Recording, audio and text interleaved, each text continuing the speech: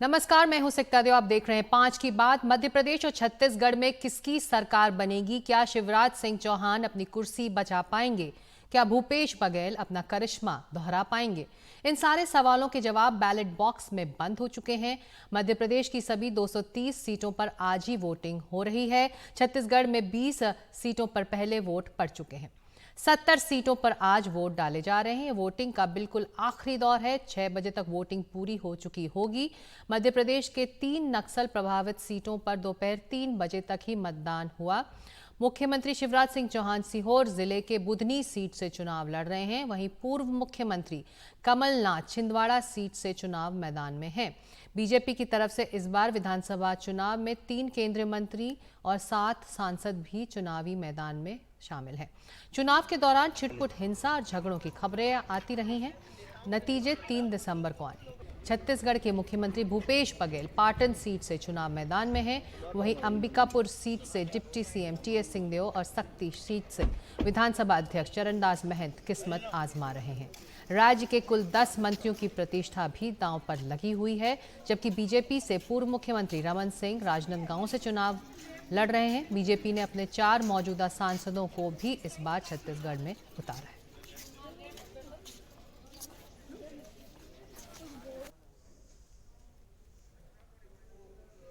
और इसी मुद्दे पर चर्चा करने के लिए सीधे चलते हैं भोपाल, जहां मौजूद हैं मेरे 2 सहयोगी अनुराग द्वारी और हिमांशु शेखर। अनुराग, सुबह से अब तक के जो वोटिंग पैटर्न्स हैं और जो वोटिंग प्रतिशत है, उसमें कितना आप बदलाव देख रहे हैं? देखिए, इस बार निश्चित तौर पर सिकता भोपाल के एक तो आंकड़े हैं और दूसरा मध्य प्रदेश की राजधानी भोपाल या राज्य के अलग अलग हिस्सों में भी जो हमारे साथियों ने हमें खबर दी है, बड़ी तादाद में वोटर उमड़े हैं और उन्होंने मतदान सुबह 7 बजे से ही लंबी लंबी कतार थी बूथों में। जो अल्पसंख्यक बाहुल्य इलाके हैं उन जगहों में भी बड़ी भीड़ थी। तमाम महिलाओं की तादाद भी ऐसा नहीं है कि इस बार पुरुषों से वो 19 है, लगभग बराबरी पर मामला चल रहा है। तो ऐसे में दोनों जो दल हैं उनके दिलों की धड़कन थोड़ी थमी सी है, क्योंकि अक्सर देखा गया है कि अगर मतदान का प्रतिशत बढ़ता है तो जो दल सत्ता में है उसको नुकसान होता है और प्रतिशत घटने पर वो यथावत स्थिति रहती है।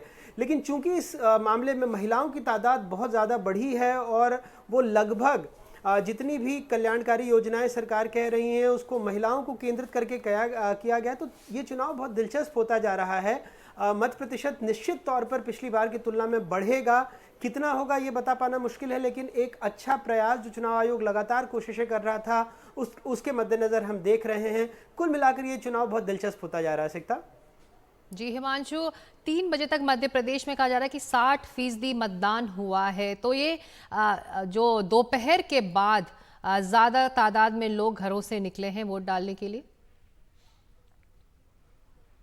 देखिए, निश्चित तौर पर पिछली बार 2018 में जो चुनाव हुए थे तो मध्य प्रदेश में जो मतदान का प्रतिशत था वो 75.63% के आसपास था और इस बार 3 घंटे पहले यानी 6 बजे तक मतदान का समय तय किया गया है। 60% मतदाता मतदान कर चुके हैं और देखिए इसमें जो एक नई तस्वीर आज दिखाई दी है, अलग अलग मैं करीब 100 से ज़्यादा मैंने महिला मतदाताओं से आज बात की है। सुबह 7 बजे से अलग अलग बूथ पर जो महिला मतदाताओं की जो मौजूदगी है, मुझे लगता है वो एक बड़ी खबर है मध्य प्रदेश से, क्योंकि अभी जो ताज़ा आंकड़े मध्य प्रदेश के चुनाव आयोग की तरफ से जारी किए गए हैं उसमें ये कहा गया है, जिसका जिक्र अनुराग भी कर रहे थे, कि जो वोटिंग प्रतिशत है भागीदारी वोटिंग में वो महिलाओं और पुरुष की लगभग अब बराबर हो गई है और ये इसकी वजह चुनाव आयोग की वो कोशिश है, वो कैंपेन्स हैं, वो अभियान है जिसके ज़रिए ये कोशिश की गई कि मध्य प्रदेश में जहां पर करीब 2,70,00,000 महिला मतदाता हैं उनमें से ज़्यादा को उत्साहित किया जाए कि वो मतदान में भाग लें। और आज मैंने जो भी इंटरव्यूज़ किए हैं महिला मतदाताओं के साथ, लगभग सभी महिलाओं ने एक स्वर में ये कहा है कि उनको लोकतंत्र में उनके पास अधिकार है, मतदान का एक संवैधानिक अधिकार है और वो बड़ी संख्या में अब जागरूक हो गई हैं और वो अपने ताकत का इस्तेमाल करना चाहती हैं।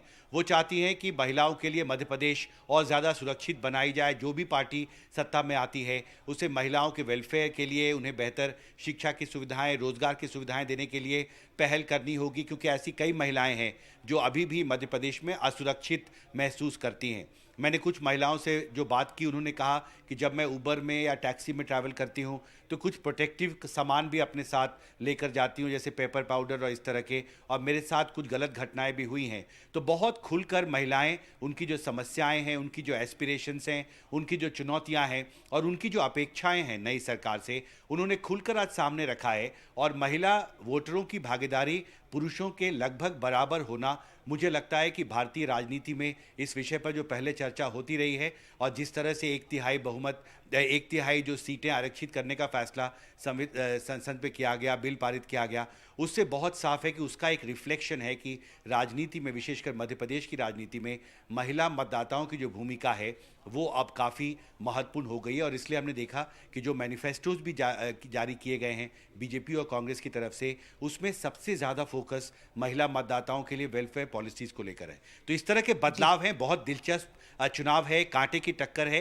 एक शॉपकीपर ने मुझे कहा कि ये 50-50 का इलेक्शन है हमारे लिए, तो देखना बहुत महत्वपूर्ण होगा नतीजा क्या होता है। लेकिन लोगों ने काफ़ी जोश के साथ आज मतदान में भाग लिया है। सिकता जी अनुराग, इस वक्त आप तक खबर क्या पहुंच रही है? क्या ग्रामीण या रूरल एरियाज में ज़्यादा महिलाएं निकली हैं या फिर अर्बन सिटी सेंटर्स में ज़्यादा महिलाएं निकली हैं? किस तरह के ट्रेंड आपको देखने को मिले हैं? और जो बात हिमांशु कर रहे हैं कि महिला कल्याण को लेकर एक पार्टी ऑलरेडी आपको हाथ में दे रही है, वो सब वादे उसको करने नहीं, क्योंकि वो ऑलरेडी आपको पहुंचा रही है सारी सहूलियतें, और एक देने का वादा करी, तो बहुत ज़्यादा तोल मोल करना होगा एक महिला वोटर को। एक ऑलरेडी दे रहा है और एक देने वाला है अगर सत्ता में आता है तो। बिल्कुल सिकता, ये एक बड़ी वजह है।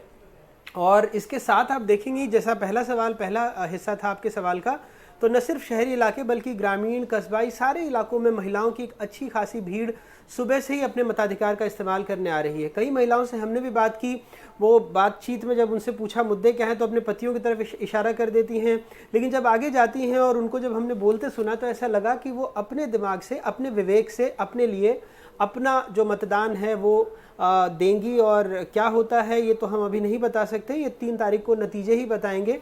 लेकिन इतना दिलचस्प है कि तमाम पूरे मध्य प्रदेश के, चाहे शहरी इलाके हों चाहे ग्रामीण इलाके हों, महिलाएं बढ़ चढ़ कर मतदान कर रही हैं। आपके दूसरे सवाल का हिस्सा भी दिलचस्प। नमस्कार, मैं हूं सिकता देव, आप देख रहे हैं 5 की बात। मध्य प्रदेश और छत्तीसगढ़ में किसकी सरकार बनेगी? क्या शिवराज सिंह चौहान अपनी कुर्सी बचा पाएंगे? क्या भूपेश बघेल अपना करिश्मा दोहरा पाएंगे? इन सारे सवालों के जवाब बैलेट बॉक्स में बंद हो चुके हैं। मध्य प्रदेश की सभी 230 सीटों पर आज ही वोटिंग हो रही है। छत्तीसगढ़ में 20 सीटों पर पहले वोट पड़ चुके हैं। 70 सीटों पर आज वोट डाले जा रहे हैं। वोटिंग का बिल्कुल आखिरी दौर है। 6 बजे तक वोटिंग पूरी हो चुकी होगी। मध्य प्रदेश के 3 नक्सल प्रभावित सीटों पर दोपहर 3 बजे तक ही मतदान हुआ। मुख्यमंत्री शिवराज सिंह चौहान सीहोर जिले के बुधनी सीट से चुनाव लड़ रहे हैं। वहीं पूर्व मुख्यमंत्री कमलनाथ छिंदवाड़ा सीट से चुनाव मैदान में हैं। बीजेपी की तरफ से इस बार विधानसभा चुनाव में 3 केंद्रीय मंत्री और 7 सांसद भी चुनावी मैदान में शामिल हैं। चुनाव के दौरान छिटपुट हिंसा और झगड़ों की खबरें आती रही हैं। नतीजे 3 दिसंबर को आए। छत्तीसगढ़ के मुख्यमंत्री भूपेश बघेल पाटन सीट से चुनाव मैदान में हैं। वहीं अंबिकापुर सीट से डिप्टी सीएम टीएस सिंहदेव और सक्ती सीट से विधानसभा अध्यक्ष चरणदास महंत किस्मत आजमा रहे हैं। राज्य के कुल 10 मंत्रियों की प्रतिष्ठा भी दांव पर लगी हुई है, जबकि बीजेपी से पूर्व मुख्यमंत्री रमन सिंह राजनांदगांव से चुनाव लड़ रहे हैं। बीजेपी ने अपने 4 मौजूदा सांसदों को भी इस बार छत्तीसगढ़ में उतारा है।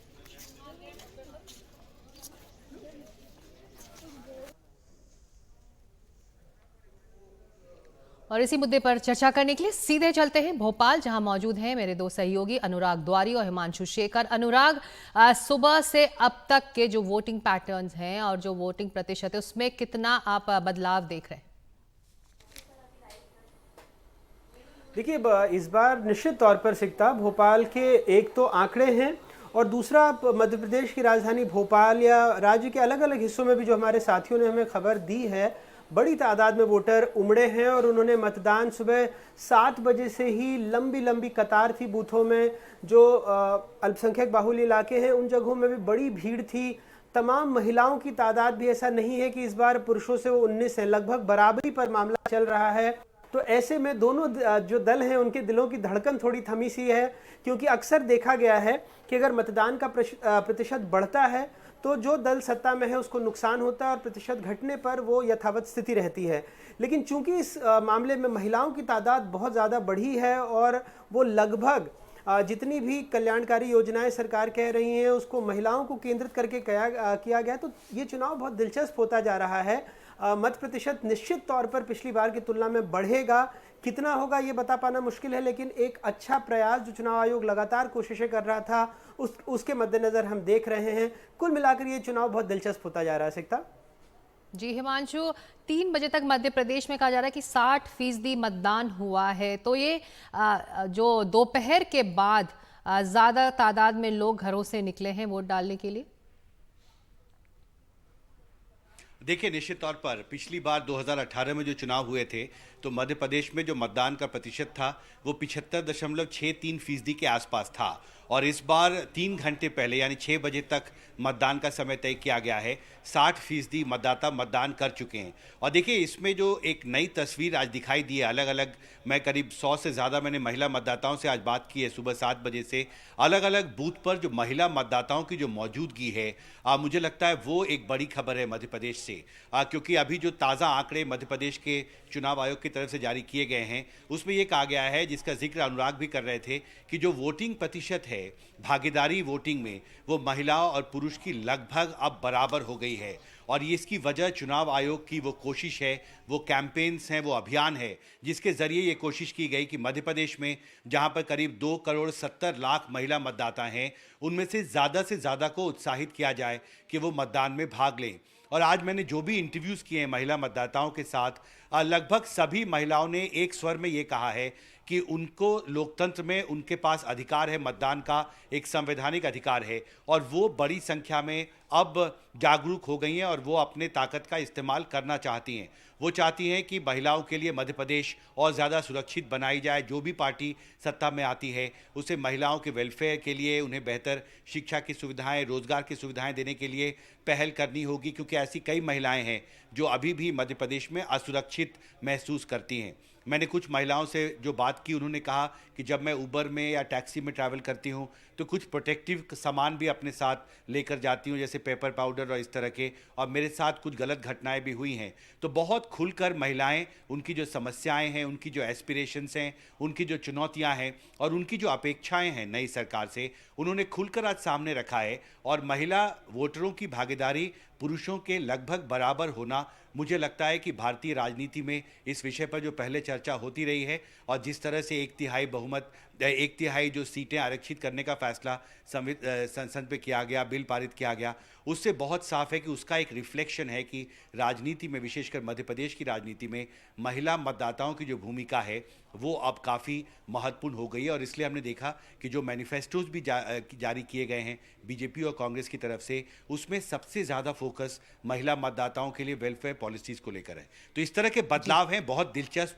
चुनाव है, कांटे की टक्कर है। एक शॉपकीपर ने मुझे कहा कि ये 50-50 का इलेक्शन है हमारे लिए, तो देखना बहुत महत्वपूर्ण होगा नतीजा क्या होता है। लेकिन लोगों ने काफ़ी जोश के साथ आज मतदान में भाग लिया है। सिकता जी अनुराग, इस वक्त आप तक खबर क्या पहुंच रही है? क्या ग्रामीण या रूरल एरियाज में ज़्यादा महिलाएं निकली हैं या फिर अर्बन सिटी सेंटर्स में ज़्यादा महिलाएं निकली है? किस तरह के ट्रेंड आपको देखने को मिले हैं? और जो बात हिमांशु कर रहे हैं कि महिला कल्याण को लेकर एक पार्टी ऑलरेडी आपको हाथ में दे रही है, वो सब वादे उसको करने नहीं, क्योंकि वो ऑलरेडी आपको पहुंचा रही है सारी सहूलियतें, और एक देने का वादा करी, तो बहुत ज़्यादा तोलमोल करना होगा एक महिला वोटर को। एक ऑलरेडी दे रहा है और एक देने वाला है अगर सत्ता में आता है तो। बिल्कुल सिकता, ये एक बड़ी वजह है।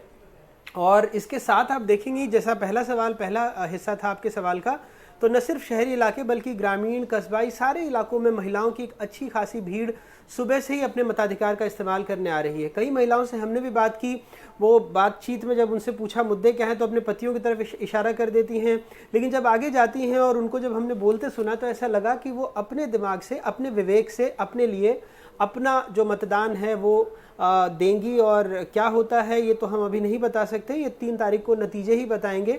लेकिन इतना दिलचस्प है कि तमाम पूरे मध्य प्रदेश के, चाहे शहरी इलाके हों चाहे ग्रामीण इलाके हों, महिलाएं बढ़ चढ़ कर मतदान कर रही हैं। आपके दूसरे सवाल का हिस्सा भी दिलचस्प है, जब आपने ये कहा कि भाई एक दल जिसने कि ऐलान पहले किया था कि सरकार बनने पर नारी सम्मान के तहत 1500 देंगे, और बीजेपी में उसको चूंकि सरकार में है तो उसको अमली जामा भी पहना दिया। पहले लाडली बहना के लिए 1000 रुपये दिए, फिर 1250 रुपये दिए, और हर मंच से मुख्यमंत्री ये कहते सुने गए कि वो यहाँ रुकेंगे नहीं, बल्कि इसको और बढ़ाया जाएगा। पूरे राज्य में होर्डिंग लगाए गए थे कि इसको बढ़ाकर 3000 रुपये प्रति माह किया जाएगा। ये और बात है कि अगर 3000 रुपये प्रति माह 1,30,00,000 से ज़्यादा महिलाओं को दिया जाता है तो केवल एक योजना में मध्य प्रदेश सरकार को 45,000 करोड़ रुपए सालाना खर्च करने होंगे। सिकता जी, शुक्रिया इस पूरी जानकारी और अपडेट के लिए अनुराग द्वारी और हिमांशु शेखर आपका। और इसी मुद्दे को चर्चा में आगे बढ़ाएंगे। हमारे साथ दो खास मेहमान हैं, देशदीप सक्सेना वरिष्ठ पत्रकार और साथ ही अभिषेक शर्मा वरिष्ठ पत्रकार हमारे साथ जुड़ रहे हैं भोपाल से। सो इन दोनों से बातचीत से पहले अब सीधे चलते हैं छत्तीसगढ़ के दुर्ग, जहां मौजूद है मेरे सहयोगी नीलेश त्रिपाठी। नीलेश, 3 बजे तक के छत्तीसगढ़ के आंकड़े बता रहे हैं कि 55% वोट पड़ चुके हैं, तो इसमें और इजाफा होने की उम्मीद है और 1 घंटे में। जी बिल्कुल, वोटिंग का जो टाइमिंग है सिकता कहें वो ख़त्म हो चुकी है। 5 बजे तक का ही टाइमिंग था। जो आंकड़े आप बता रही हैं 3 बजे के हैं, तो इससे सीधे सीधे अंदाज़ा लगाया जा रहा है कि कम से कम 70% वोटिंग तो हुई है। हालांकि फाइनल आंकड़े भी कुछ ही देर में आ भी जाएंगे जो निर्वाचन आयोग द्वारा ऑथेंटिक होंगे, लेकिन ये अंदाज़ा लगाया जा रहा है कि लगभग 70% वोटिंग हुई है पूरे छत्तीसगढ़ में। और अभी भी जबकि 5 बज चुके हैं और वोटिंग का टाइमिंग खत्म हो चुका है, लेकिन जो लोग मतदान केंद्र तक पहुंच गए थे उनको अभी भी मौका मिल रहा है वोटिंग के लिए। तो ये परसेंटेज शाम को 7 साढ़े 7 बजे तक एक्चुअल डेटा आ सकते हैं। जी सिकता जी, अंदरूनी इलाकों से क्या खबर है नीलेश? क्या वहाँ भी लोग बड़ी मात्रा में निकले हैं वोट डालने के लिए? जी बिल्कुल, छत्तीसगढ़ में आज अलग ही उत्साह देखने को मिला। सुबह से हम तस्वीरें देख रहे थे, अलग अलग इलाकों में मेरा भी जाना हुआ, जो ग्रामीण भी थे, जो शहरी भी थे। ऐसे इलाकों में हर जगह बड़ी संख्या में लोग वोटिंग के लिए पहुंचे हैं। और न सिर्फ मतलब एक कोई वर्ग, जैसा कि हम पहले अंदाज़ा लगता था पुराना जो अनुभव रहा है वोटिंग का, कि एक वर्ग सिर्फ निकलता था जो पुरुष वर्ग होता था और जिसकी एज कह लें कि 25 से 55 या 60 के बीच हुआ करती थी, वो ज़्यादा रहता था। लेकिन आज जो नज़ारे देखने को मिले, चाहे 90 साल के हों, 80 साल के हों, बुजुर्ग हों, बीमार हों, हमने एक तस्वीर दिखाई थी अपने चैनल पर कि एक पूरी तरह से जिनका शरीर काम नहीं कर रहा है वो व्यक्ति भी पहुंचे थे वोटिंग करने के लिए। युवाओं में काफ़ी उत्साह नज़र आया था, बाहर से भी लोग आए थे जो वो रुक गए थे कि हम वोट करके ही जाएंगे, जो विदेशों में रहते हैं। ऐसे में छत्तीसगढ़ में इस बार हर वर्ग के लोग वोट करने निकले हैं, महिलाएं भी बड़ी संख्या में निकली हैं। जी, शुक्रिया इस अपडेट के लिए नीलेश आपका छत्तीसगढ़ से। और लौटते हैं हमारे दोनों पैनलिस्ट के पास। देशदीप सक्सेना वरिष्ठ पत्रकार, अभिषेक शर्मा वरिष्ठ पत्रकार हमारे साथ जुड़ रहे हैं। अभिषेक, एक बार फिर बातचीत का मौका आपके साथ, तो शुरुआत आपसे ही करती हूँ। ये बताइए, जो वोटिंग परसेंटेज इस वक्त जो हमारे सामने है 3 बजे तक की, पिछले बार के मुकाबले में क्या आप कहेंगे, किस तरह से इसको असेस करेंगे? कुछ जगहों पे जहाँ पे वोट परसेंटेज बढ़ना चाहिए था, खासकर कि छत्तीसगढ़ में, उन जगहों से उतनी वोटिंग नहीं हुई है, ऐसा नंबर्स अभी तक दिख रहे हैं। हालांकि छत्तीसगढ़ मध्य प्रदेश से ज्यादा बेहतर वोट करता है। एक तो छोटा राज्य है, तो वहां पर विधानसभाएं भी छोटी हैं उस हिसाब से, तो वहां पर मत प्रतिशत बढ़ना चाहिए। जो अभी आपके साथी बता रहे थे तकरीबन 70%, उसको बढ़कर 72-75 तक तो जाना चाहिए, ऐसा लग रहा है। और शायद जब रिकंसिलिएशन होगा और तमाम आंकड़े आ जाएंगे तो ये आंकड़े नंबर दिखाई देंगे। मध्य प्रदेश में जो शहरी इलाके हैं, उन शहरी इलाकों में कुछ जगहों पर वोट कम गिर रहे हैं, और ये शहर के जो मतदाता हैं वो मूल रूप से बीजेपी के मतदाता माने जाते हैं, ऐसा लगता है। जैसे कि देशदीप भी भोपाल में बैठे हुए हैं, जैसे अभी नरेला से खबर है कि वहां पर वोट कम गिरे हैं, तो वहां पर विश्वास सारंग मंत्री हैं, तो एक मंत्री के इलाके में वोट कम गिर रहे हैं, तो इसका मतलब क्या निकाला जाए? बहुत सारे मतलब निकल सकते हैं वैसे तो इसके, लेकिन आप देखिए कि शहरी इलाकों में अगर इसी तरीके से मतदान चला, और जो ग्वालियर और चंबल के इलाके हैं, उन इलाकों में जिस तरीके से जो खबरें हैं कि कुछ दलित बस्तियां हैं जहां पर वोट को लेकर संघर्ष है, तो और उनके संघर्ष अगर अगड़ों के साथ हैं, तो वो किन पार्टियों को सपोर्ट कर रही थी, इस बात को समझना कोई रॉकेट साइंस नहीं है। तो जो वोटिंग है उसमें कुछ चिंताएं उभर कर आनी चाहिए बीजेपी के लिए अभी के हालत में, क्योंकि कुछ शहरी पॉकेट्स में अभी तक जो मुझे रुझान मिल रहे हैं कि मतदान कम हुआ है। गांव में अगर मतदान झूम कर होता है और कर्ज माफी जैसे वादे हैं, तो 2018 में जो सबसे बड़ी स्क्रिप्ट थी सिक्का, वो ये थी कि जी अ, इसी स्क्रिप्ट पर कहा जाता है कि कमलनाथ का जो सबसे बड़ा वादा गांव में लोगों को याद रहा है और अभी भी याद है, वो है कर्ज माफी। और उसके अराउंड ही सारी की सारी चुनाव की स्क्रिप्ट लिखी गई थी कमलनाथ की, और उन्होंने दोबारा वो चल दिया है। तो अगर उसका असर दिखाई देगा तो बहुत ज्यादा दिखाई देगा। जी और खासकर कि मतदाता आउटरीच तक का अगर प्रोग्राम की बात करें, तो चुनाव आयोग ने कल जो प्रेस रिलीज जारी की है वो बड़ी इंटरेस्टिंग है, दिलचस्प है कि 354 विज्ञापन लेकर कांग्रेस पहुंची थी चुनाव आयोग के पास उसके क्लियरेंस के लिए, और 304 विज्ञापन लेकर पहुंची थी बीजेपी। बीजेपी ने जो अपना कुल जमा खर्चा किया है, जो ऊपर से दिखाई देता है कि उसका मेन स्ट्रीम मीडिया पे बहुत ज्यादा फोकस था, लेकिन कांग्रेस ने अपना तकरीबन जी 80% जो मीडिया बजट था उसको सोशल मीडिया और बाकी की जगहों पर लेके गई थी। तो कांग्रेस ने रणनीतिक लिहाज से बहुत सारे फेरबदल किए हैं अपने वोटर आउटरीच प्रोग्राम में। चलिए और जो देख जी, तो आप जो कह रहे हैं कि अब देखना होगा कि रणनीति के तौर पर दोनों ही पक्ष तैयार थे, अब देखना होगा कि आखिर आज किस तरह का फैसला उस ईवीएम मशीन में बंद हो चुका है। देशदीप जी, मैं लौटूंगी आपके पास, लेकिन इस वक्त एक बड़ी खबर जो हरियाणा पंजाब से जुड़ी हुई है। पंजाब और हरियाणा हाई कोर्ट ने हरियाणा सरकार को ये आदेश दिया है कि रद्द कर दिया है उस आदेश को जिसमें निजी क्षेत्र की 75% नौकरियां स्थानीय लोगों को देने की बात थी। तो इस आदेश को हाई कोर्ट ने रद्द कर दिया। मोहम्मद गजाली इस वक्त हमारे सहयोगी चंडीगढ़ से जुड़ रहे हैं और विस्तार से जानकारी देने के लिए। गजाली, हाई कोर्ट के इस आदेश के बारे में और क्या जानकारी इस वक्त आपके पास? जी देखिए, हरियाणा सरकार ने जो है कुछ साल पहले ये कानून लेकर आई थी कि हरियाणा में जो प्राइवेट कंपनियां हैं, ट्रस्ट हैं, जहां पर भी 10 से ज्यादा मुलाजिम हैं, उन कंपनियों को 75% अपने नौकरी में आरक्षण रखना होगा लोकल युवाओं के लिए। और खास करके हरियाणा में भाजपा और जजपा की गठबंधन सरकार है, भारतीय जनता पार्टी और जननायक जनता पार्टी की। और जननायक जनता पार्टी का ही ये कह सकते हैं कि एक उन्हीं की तरफ से ये कानून प्राइमरीली लेकर आया गया था, क्योंकि वो यहाँ की लोकल पार्टी हैं, क्षेत्रीय पार्टी हैं, और क्षेत्रीय मुद्दों को उठाने के लिए या प्रखर तौर पे उनकी सियासत यही रही है। तो उस वक्त इसी तरह से देखा जा रहा था कि वो इस कानून को लाकर एक ऐसे समय में जब पंजाब और हरियाणा दोनों में जो है किसान आंदोलन छिड़ा हुआ था और ये समझा जा रहा था कि जेजेपी भी भाजपा के साथ किसान जो नए कृषि कानून उस वक्त सरकार लेकर आई थी 2020 में उसके समर्थन में है, जिसकी वजह से लोकल जाट पॉपुलेशन कह ले या किसानों की जो आबादी है हरियाणा में वो जेजेपी से दूर जा रही है। तो उसको काउंटर करने के लिए यह कानून लाया गया है। और पिछले 1-1.5 साल में जब से यह कानून आया था उसके बाद से हमेशा जो है ये कोर्ट और कचहरियों के चक्कर में फंस गया, क्योंकि जो प्राइवेट इंडस्ट्रियल बॉडीज हैं हरियाणा की, उन्होंने इसकी खास मुखालिफत की थी, उसके विरोध में थे, क्योंकि उनका कहना था कि इस तरह के कानून से जो है आप टैलेंट के बेसिस पर किसी की भर्ती नहीं कर पाएंगे। और जहां भी इस कानून में ये बात कही गई थी कि जिस कंपनी में भी 30,000 वेतन से नीचे की वैकेंसी होगी या कोई ऐसा रिक्त स्थान जिसके लिए भर्ती करनी है और उसका वेतन करीब 30,000 तक है, तो उसको भरने के लिए आपको इस कानून की पालना करनी होगी। और कई इंडस्ट्रियल बॉडीज को ये कहा गया था कि वो एक ऐसे पोर्टल पे उन वैकेंसीज की डिटेल्स भी डालें। लेकिन बाद में जब ये कोर्ट में कई इंडस्ट्रियल बॉडीज ने इसको लेकर अप्रोच किया तो उसको बीच में इस कानून पे स्टे हो गया था। ये मामला जो है सुप्रीम कोर्ट भी गया था और आज जो है हाई कोर्ट का ऑर्डर आया है, जिसमें ऑर्डर में ये कहा गया है कि इस कानून को रद्द किया जाए। फिलहाल इसकी तफसील नहीं आ सकी है, क्योंकि जो हरियाणा सरकार के वकील हैं या जी गजाली, तो आप कह रहे हैं कि पंजाब हरियाणा हाई कोर्ट ने हरियाणा सरकार का वो आदेश रद्द कर दिया है जिसमें निजी क्षेत्र की 75% नौकरियां स्थानीय लोगों को देने की बात कही गई थी।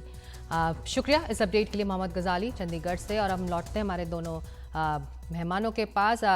जो बात देशदीप जी अभिषेक कर रहे थे उसको ज़रा अगर हम सरल भाषा में समझें हमारे दर्शकों को, कि अगर वोटिंग परसेंटेज दोनों राज्यों में बहुत ऊपर जाता है पिछले विधानसभा चुनावों के मुकाबले, तो किसको चिंता करने की ज़रूरत है, बीजेपी को कि कांग्रेस को? देखिए, एक जमाना था जब ये माना जाता था कि अगर वोटिंग परसेंटेज ज्यादा जाता है तो वो जो पार्टी इन पावर है, जो सरकार सत्ता में है, वो उसके खिलाफ जाया करता था। अभिषेक जी शायद मेरी बात से ताल्लुक रखते होंगे कि ये माना जाता था कि जो अगर लोग बढ़ चढ़ के वोट कर रहे हैं तो वो शायद सरकार के खिलाफ वोट कर रहे हैं। लेकिन पिछले कुछ समय से लोगों ने इसको रीडिफाइन किया है, इसको इसकी परिभाषा को बदला है। और अब देखिए, जैसे लाडली बहना योजना की बात से शुरू करें। अभी अभिषेक जी ने भी उस बात, अभी आपके पहले जो हमारे अनुराग द्वारी जी को बता रहे थे कि कितने करीब 1,30,00,000 महिलाएं हैं, बढ़ चढ़ के हिस्सा ले रही हैं।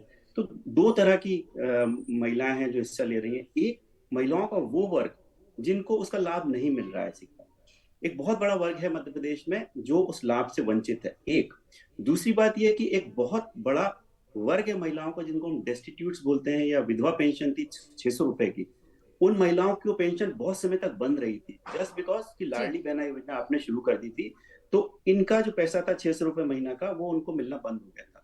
तीसरा, आदिवासी इलाकों में महिलाओं को 2017 से 1,000 रुपए मिलते थे कि आप ये 1,000 रुपए हम आपके खातों में डाल रहे हैं, जिससे कि आप खाइए पीजिए और आपका कुपोषण दूर होगा। तो ये जो 600 रुपए है और एक 1,000 रुपए, आदिवासियों के वो 1,000 रुपए मिलना बंद हो गए थे। अभी जब मेरी दिन भर बात हो रही थी तो आदिवासी इलाकों में भी बढ़ चढ़ के महिलाएं वोट कर रही हैं, चाहे वो धार झाबुओं का इलाका हो, चाहे वो हमारे पालपुर पूनों से जहाँ से लाइन आने थे। इस पर मैं विस्तार से आऊंगी, अभी छोटा सा एक ब्रेक लेना है। जो आप बात, बिल्कुल मैं जी आपके पास मैं लौट रही हूँ इस छोटे से ब्रेक के बाद, लेकिन जो आप बात कह रहे हैं कि अगर वोटिंग परसेंटेज ऊपर भी जाती है तो ये नहीं कहा जा सकता कि ये सरकार के खिलाफ, जो मौजूदा सत्ताधारी पार्टी है उसके खिलाफ की नाराज़गी की वजह से लोग बाहर निकल कर आ रहे हैं, जो आम तौर पर पहले एक ट्रेंड रहा है। हम लौट रहे हैं इन दोनों मेहमानों के पास इस छोटे से ब्रेक के बाद, और उत्तर मध्य प्रदेश और छत्तीसगढ़ की तमाम जानकारियाँ इस ब्रेक के बाद।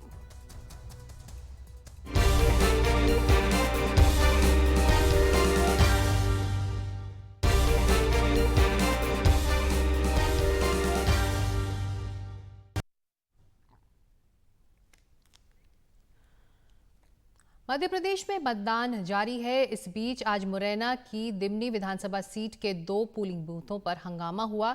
यहां मतदाताओं को रोकने टोकने को लेकर 2 पक्षों में आपसी भिड़ंत भी हुई। इसके बाद वहां जमकर पथराव हुआ, जिसके बाद पुलिस ने हंगामा कर रहे लोगों को खदेड़ दिया। इस पूरी घटना के बाद एहतियात के तौर पर पुलिस ने प्रत्याशियों की सुरक्षा को देखते हुए कार्रवाई की है। यहां से बीजेपी, कांग्रेस, बीएसपी के उम्मीदवारों को हिरासत में ले लिया गया। इन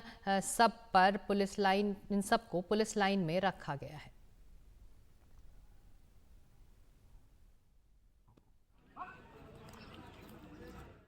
ये थाना दिमनी क्षेत्र अंतर्गत मेरखान चौकी है, उसके 147-48 जो मतदान केंद्र है, एक संवेदनशील बूथ है। यहाँ पर बीएसएफ भी तैनात है। आज सुबह यहाँ पर सूचना मिली थी कि 2 पक्षों के बीच में विवाद हो गया है और इसमें पत्थरबाजी हो रही है। तत्काल पुलिस वहाँ पहुँची और बलवाइयों को वहाँ से खदेड़ा गया। इसमें एक व्यक्ति के सिर पर चोट आई, जिसको इलाज के लिए दिमनी भेजा गया है और हाल फिलहाल शांतिपूर्वक मतदान चल रहा है। घायल हुआ है, एक व्यक्ति घायल हुआ था, जिसको इलाज के लिए दिमनी भेजा गया। सर अभी आपको जाना होगा, लेकिन कई जगहों से हिंसा की भी खबरें आ रही है, खास करके मुरैना में। आपकी कुछ ऐसी कोई बात नहीं है, ऐसी कोई घटना, बड़ी घटना नहीं हुई, छोटी-मोटी घटना हो रही है। पुलिस की कार्रवाई बहुत कमज़ोर है। पुलिस कहीं तो पुलिस बीजेपी कार्यकर्ता के रूप में काम कर रही है। आपने मुरैना एसपी के बारे में कहा कि वो, मैंने तो खोल के कहा कि वो बीजेपी के कार्यकर्ता के रूप में काम कर रहा है। और लौट रहे हैं हमारे मेहमानों के पास। देशदीप सक्सेना, अभिषेक शर्मा हमारे साथ लगातार भोपाल से बने हुए हैं। देशदीप जी, इस ब्रेक से पहले जो बात आप कर रहे थे कि जो महिलाओं को लेकर दोनों के जो वादे हैं, दोनों पार्टियों के जो इरादे हैं, वो एक तरह से महिलाओं को घर से बाहर निकालने में कामयाब हुए हैं, लेकिन ये वोट किसके पक्ष में पड़ रहे हैं, ये इस वक्त कहना मुश्किल है। जी बिल्कुल, ये वोट किसके पक्ष में पड़ रहे हैं इसका कहना मुश्किल है। खासतौर से वो जो बेनिफिशियरीज हैं, जो मैं बात कर रहा था, जो हमारी बात जो अधूरी छूट गई थी, कि इसमें 2 तरह की महिलाओं का वर्ग है। देखिए, एक वो वर्ग जिसको अभी तक उसके बेनिफिट्स नहीं मिले हैं। कई लोगों ने उसमें रजिस्टर कराने की कोशिश की कि उनको लाडली बहना का लाभ मिल जाए, लेकिन उनको वो लाभ नहीं मिला। तो ये संख्या काफी बड़ी संख्या है, क्योंकि आप सबको दे नहीं सकते। जिस तरीके से एन वक्त पे ये योजना लागू की गई थी, पहले घोषित की गई, फिर लागू की, तो बहुत जल्दबाजी में एक बहुत बड़ा वर्ग महिलाओं का छूट गया था। फिर मैं आपको बता रहा था कि कैसे जो डेस्टिट्यूट्स हैं, विधवाएं हैं, जिनको 600 रुपए की केवल एक वो मिलता है, राशि मिलती है महीने की, वो राशि उनको पिछले बहुत महीनों से नहीं मिल रही थी जब से लाडली बहना शुरू हुई। इस महीने वो राशि पहली बार मिली। इसके अलावा मैं बता रहा था आपको कि 1,000 रुपए 2017 से शिवराज सिंह चौहान जी की सरकार आदिवासी महिलाओं को दे रहे हैं, जो कि बहुत बड़ी संख्या में उनको उनका 1,000 रुपए नहीं मिल रहा था। तो ये वो वर्ग है जो बढ़ चढ़ के हिस्सा ले रहा है इन सभी इलाकों में, इस आशा में कि जब नई सरकार आएगी तो उनका लाभ, जो कांग्रेस ने जो योजना घोषित करी, जिसमें 1,500 रुपए देने की बात करी है, उनका लाभ उनको मिलेगा, वो उस योजना में लागू हो सकते हैं। इस दूसरी तरफ जो बीजेपी के जो बेनिफिशियरीज हैं वो भी बढ़ चढ़ के हिस्सा ले रहे हैं। खासतौर से बीजेपी ने कोशिश करी है उनको मोबिलाइज करने की कि वो बड़ी संख्या में वहां जाके पोलिंग करें। एक और बहुत बड़ा वर्ग है जो मैं समझ रहा हूँ इस बार पोलिंग कर रहा है, वो है युवाओं का, क्योंकि अनएम्प्लॉयमेंट एक बहुत बड़ा मुद्दा है मध्य प्रदेश में। बेरोजगारी और शिक्षा ये मुद्दा है। मैं सुबह से ये समझने की कोशिश कर रहा हूँ, चाहे वो न्यूज चैनल्स में उनकी बात आ रही हो, या मैंने जो थोड़ा बहुत भोपाल में घूमा है जब लोग वोट करने आ रहे थे बच्चे, कि वो शिक्षा के बारे में बात कर रहे हैं, वो बेहतर शिक्षा के बारे में बात कर रहे हैं। वो ये बताने की कोशिश कर रहे हैं कि यहाँ से एक ब्रेन ड्रेन शब्द का इस्तेमाल कर रही थी कई बच्चियां, कि मध्य प्रदेश से, भोपाल से क्यों हमें पूना में या बेंगलोर में या हैदराबाद में नौकरी करने को जाना पड़ रहा है। जो यहाँ पे जो सॉफ्टवेयर पार्क्स की बात हो रही थी कि यहाँ पर खुलेंगे मध्य प्रदेश में, नौकरियां क्यों नहीं जनरेट हुई? वो सॉफ्टवेयर पार्क्स का क्या हुआ? इंदौर में खुलना था, भोपाल में खुलना था, वो क्यों नहीं हुए?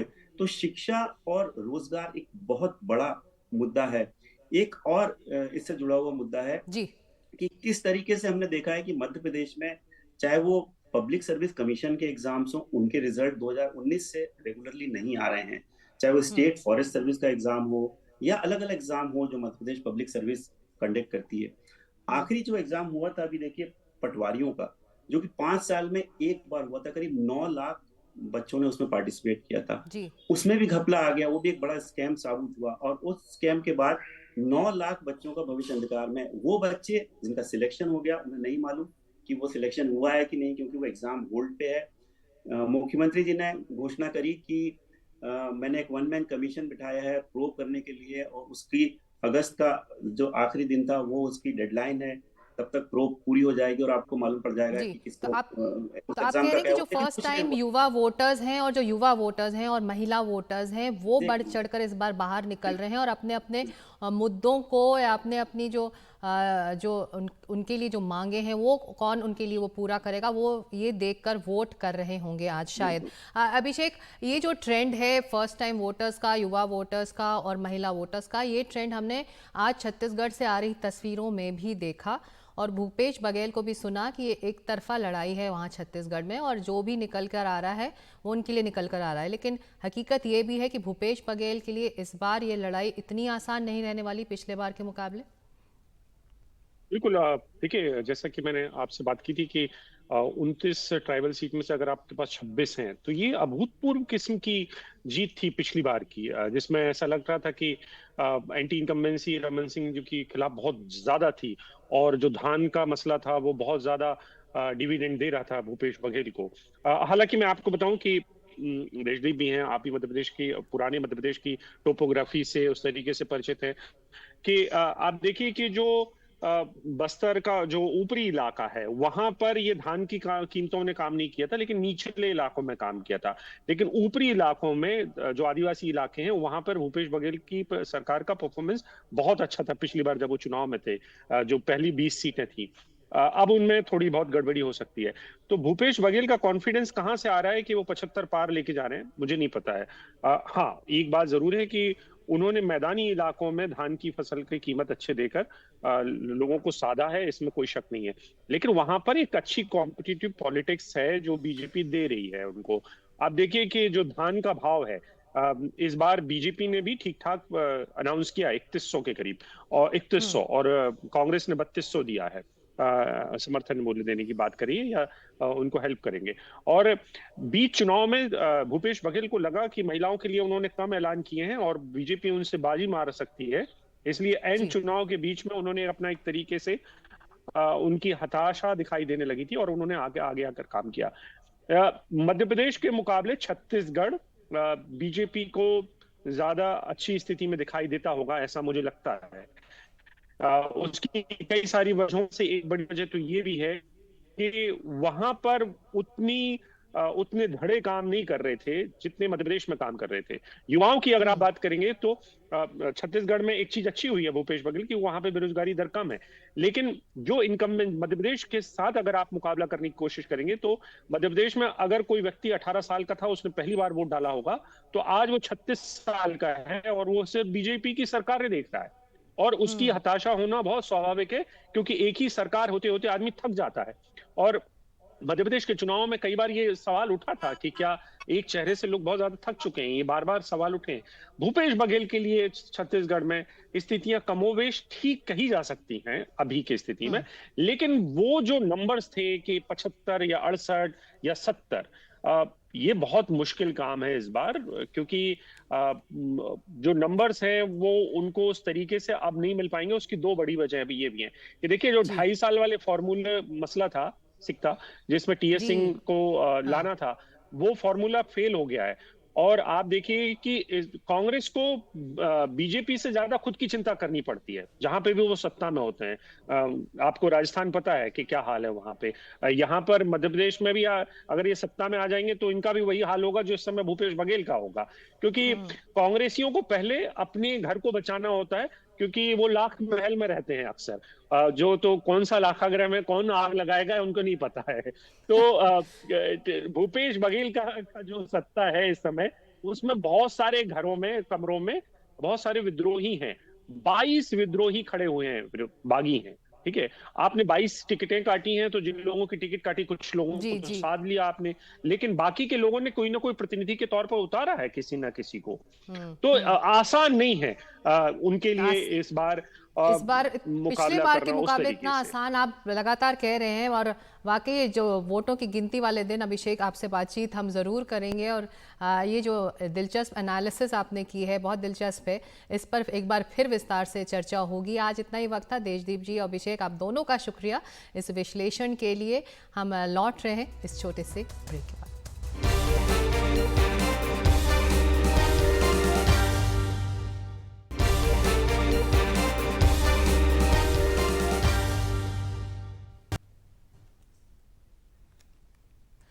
शाम 5 बजे तक का वोटिंग प्रतिशत सामने आ चुका है। मध्य प्रदेश में शाम 5 बजे तक 71.1% मतदान हुआ है। वहीं छत्तीसगढ़ में 5 बजे तक 67.3% वोटिंग हुई है। उत्तर मध्य प्रदेश के छिंदवाड़ा में वोटिंग के दौरान छिंदवाड़ा से कांग्रेस सांसद नकुल नाथ को एक पोलिंग बूथ में जाने से रोके जाने की खबर आई। ये बूथ छिंदवाड़ा के बरारीपुरा में है। छिंदवाड़ा से ही नकुलनाथ के पिता और कांग्रेस के पूर्व मुख्यमंत्री कमलनाथ मैदान में है। खबरों के मुताबिक बीजेपी कार्यकर्ताओं ने उन्हें रोका था। इस दौरान उनकी कार्यकर्ताओं से बहस भी हुई।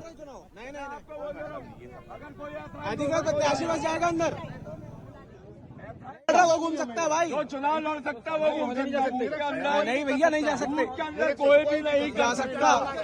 6 चुनाव मैंने लड़ा हूँ, ठीक है। नहीं वो नहीं लड़े, उनके पिताजी लड़े, उनके पिताजी लड़ रहे चुनाव। नहीं अधिकार प्रत्याशी बस जाएगा अंदर। और उधर मध्य प्रदेश में मतदान जारी है। सभी 230 सीटों पर वोट डाले जा रहे हैं। आज सुबह मध्य प्रदेश के पूर्व मुख्यमंत्री और कांग्रेस नेता कमलनाथ ने मतदान किया। कमलनाथ ने छिंदवाड़ा में वोट डाला। कमलनाथ छिंदवाड़ा से कांग्रेस के उम्मीदवार भी हैं। वहीं बुधनी से सीएम शिवराज सिंह चौहान उम्मीदवार हैं। उन्होंने जैतगांव के पोलिंग बूथ से वोट डाला। वो अपने पूरे परिवार के साथ वहां पहुंचे। इसके अलावा बीजेपी नेता कैलाश विजयवर्गीय ने भी सुबह करीब 8 बजे मतदान किया। वह इंदौर 1 सीट से उम्मीदवार हैं। वहीं मध्य प्रदेश के गृह मंत्री और बीजेपी नेता नरोत्तम मिश्रा ने दतिया में मतदान किया। नरोत्तम मिश्र चौथी बार दतिया से बीजेपी के उम्मीदवार हैं।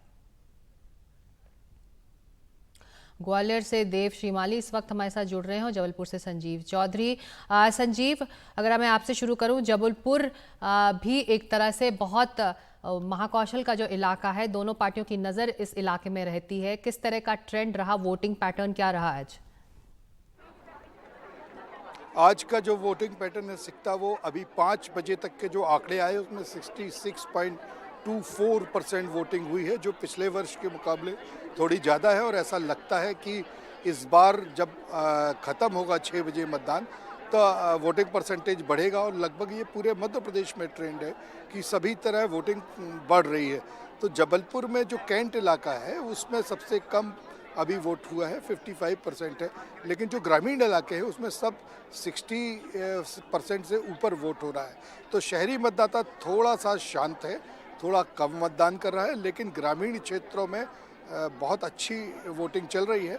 और अभी तो जो 6 बजे तक हो जाएंगे, जो लोग 6 बजे तक मतदान केंद्रों तक पहुंच जाएंगे, उन्हें अंदर आने की अनुमति होती है क्योंकि गेट लगा दिया जाएगा। तो ऐसा लग रहा है कि मध्य प्रदेश में इस बार 70-75% के बीच में कहीं मतदान होना होगा। अब ज़्यादा मतदान होने के भी अपने अपने आंकड़े हैं। जो राजनीतिक पंडित हैं वो कहीं ज़्यादा परसेंटेज को होने को सत्ता के पक्ष में लहर बताते हैं, कभी विपक्ष में लहर बताते हैं। लेकिन जितना मैंने कवर किया है इन लंबे समय में, बिल्कुल बिना लहर का चुनाव मध्य प्रदेश में हुआ है। अब किसी भी पार्टी की कोई लहर नहीं थी, वोटर बिल्कुल शांत था, कुछ भी बोलने तैयार नहीं था। और जो ये वोटिंग परसेंटेज आया है, ये जो अब राजनीतिक पंडित हैं जो अपना गणित लगाते रहते हैं, जो अनुमान लगाते रहते हैं, अब उनके लिए भी एक चुनौती होगी कि ये देखा जाए कि बिना किसी लहर के चुनाव में यदि इतना परसेंटेज आ रहा है, ग्रामीण क्षेत्रों में ज़्यादा परसेंटेज आ रहा है, तो इसका क्या मायने हो सकते हैं। अभी मेरी भारतीय जनता पार्टी के अध्यक्ष से बात हुई थी, तो वो तो बड़े खुश हैं कि लाडली लक्ष्मी का जो गाँव में लहर है, जो अंडर करेंट है, वो दिखने लगा, इसीलिए गांव में परसेंटेज वोटिंग का ज़्यादा है। अब क्या हुआ ये तो आज अभी मतपेटियां जमा हो जाएंगी और उसके बाद 3 तारीख को ही परिणाम समझ में आएंगे कि क्या हो रहा है सिकता। जी, देव श्रीमाली इस वक्त ग्वालियर से जुड़ रहे हैं। आपके इलाके में देव श्रीमाली, वो कौन से मुद्दे रहे जो लोगों को घरों से बाहर निकालने में कामयाब रहे होंगे? बिल्कुल सिकता जी, ये ग्वालियर चंबल संभाग का इलाका इस बार के चुनाव में सबसे हॉट इलाका रहा। और सारी राजनीति जो घूमी वो इसी, जहां मैं पीछे खड़ा हूँ, आप देख रहे हैं कि ये जो महल है वो सिंधिया का ही जयविलास पैलेस है। और सिंधिया सुबह यहीं से वोट डालने के लिए गए थे और अभी इसी के अंदर बैठे हुए चुनाव की परिणाम समीक्षा कर रहे हैं कि कहाँ से क्या रहा। तो ग्वालियर चंबल संभाग में भी बड़ी मतलब एक बड़े आंकड़े के साथ वोट पड़ा है, जिसने सबको एक तरह से चकरा दिया है। ग्वालियर चंबल संभाग में एंटी इनकम्बेंसी शुरू से थी, लेकिन आखिरी के जो 3 दिन रहे उसमें मतदाता ने जो चुप्पी साधी, उसने सभी को परेशान कर दिया है। सबसे अच्छी बात ये रही कि केवल मुरैना और भिंड की कुछ घटनाओं को छोड़ दिया जाए तो मतदान शांतिपूर्ण रहा 2018 की तुलना में या 2013 की तुलना में। तो ये एक राहत की बात है इलेक्शन कमीशन के लिए भी, जनता के लिए भी, जनप्रतिनिधियों के लिए भी। लेकिन ग्वालियर की अगर हम बात करें तो ग्वालियर में अगर जो 6 बजे के आंकड़ा आया है वो 62% वोटों का आंकड़ा है, तो करीबन आधा घंटे पहले ये टेबुलेशन शुरू होता है। तो मुझे लगता है कि ये जो वोट का परसेंटेज है ग्वालियर में भी 70% से अधिक जाने की संभावना है, जो अपने आप में एक रिकॉर्ड होगा। और वही सबसे बड़ी, जो जैसा कि संजीव बता रहे थे कि ग्रामीण क्षेत्र में जो बम्पर वोटिंग हुई है वो बहुत ही ज़्यादा चौंकाने की बात है। कांग्रेस के लोग इसलिए खुश हैं क्योंकि ग्रामीण पर उनका बहुत फोकस भी था और जातीय ध्रुवीकरण और जातीय जो समीकरण बिठाने का काम कांग्रेस कर रही थी वो। लेकिन बीजेपी भी कहती है कि जो वोट बढ़ा है वो लाडली बहना का वोट है। अब वोट ईवीएम में जा चुका है और 3 तारीख को ही वो बताएगा कि हम किसके पक्ष में इसके अंदर बैठे हुए थे। बिल्कुल, जनता का फैसला हो चुका है और अब वोटों की गिनती का काम ही अब बाकी है। शुक्रिया इस जानकारी और चर्चा के लिए संजीव चौधरी आपका और देव श्रीमाली आपका ग्वालियर से। और अब वक्त अब एक छोटे से ब्रेक का है। ब्रेक के बाद खबरें जारी।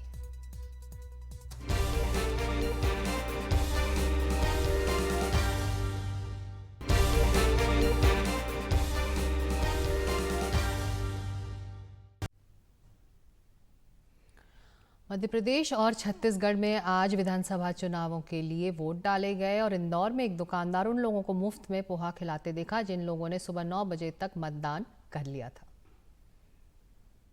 इंदौर में मतदान को लेकर उत्साह बढ़ाने के लिए इंदौर की 56 दुकान व्यापारी एसोसिएशन द्वारा एक पहल की गई थी। उन्होंने कहा था कि अपना वोट डालने के बाद अपना निशान दिखाइए, आपको पोहा फ्री में दिया जाएगा, इंदौरी डिश पोहा। और हम यहाँ पर मौजूद है, देखिए इंदौर के 56 दुकान पर, और यहाँ पर 56 दुकान व्यापारी एसोसिएशन की तरफ से जो ये पूरा की पूरा किया गया था। ये यहाँ पर पोहा हम आपको दिखाते हैं, यहाँ पर उनके अध्यक्ष तो मौजूद हैं ही।